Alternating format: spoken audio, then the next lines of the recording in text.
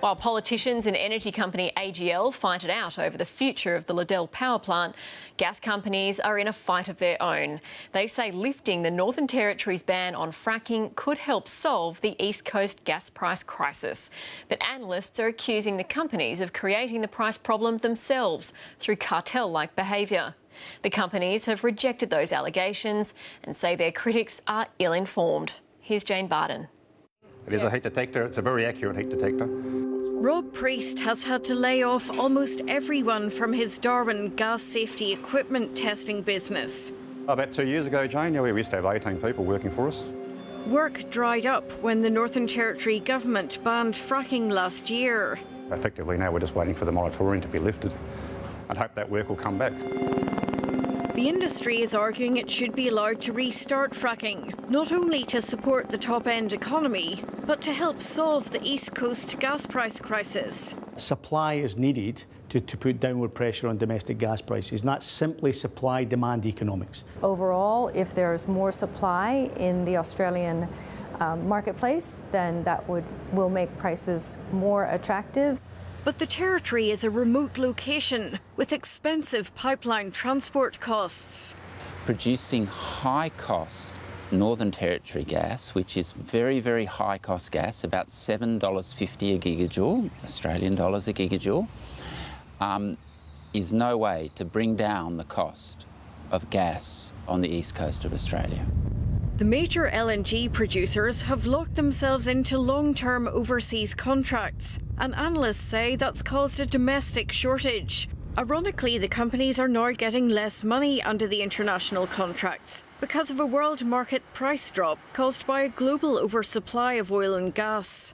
They simply cannot produce the gas cheaply enough to make money on their export business. But what they're doing is they're making that up by gouging the East Coast consumer. Bruce Robertson is blaming high prices on alleged collusion by the companies. Entirely due to cartel-like behaviour. The companies flatly reject any accusation of cartelling. I think that shows a fundamental misunderstanding of Australia's East Coast gas market, what export contracts and oil-linked export contracts mean. But critics think the big producers are simply uneconomic. They are pursuing a loss-making business because they basically can't afford to write off their plants at Gladstone. And that is what in the end will happen, I believe, to at least half of them within 2 years. Bruce Robertson is arguing unless there's a big international price increase, Northern Territory gas will be simply too expensive. You cannot be producing gas at $7.50 and selling it for $6.90 on the spot market as you are currently in Japan. It just doesn't work. But the companies believe the Territory's untapped Beetaloo Basin Reserve can't be written off yet because it's so high quality and large enough to supply both domestic and export markets. Commerciality at this point cannot be known without more data. These predictions made by analysts, they aren't accurate. They're based on false assumptions without data. We're confident that if it can be developed economically, Santos will be the company that can do that. Deloitte predicts the global gas glut will last until 2024 and warns the US, Russia and Qatar are producing gas at a fraction of Australian costs.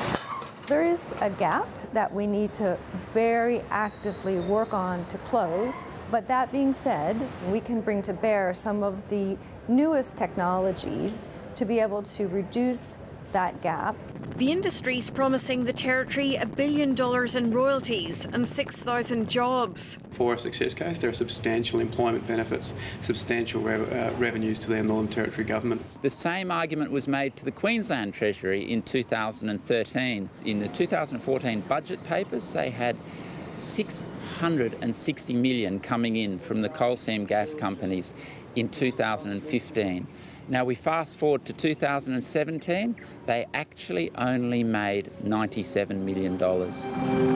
It will be hard for the NT government to say no, with local businesses hanging out for work. Politics will decide whether the market gets the last say. Jane Bardon reporting there.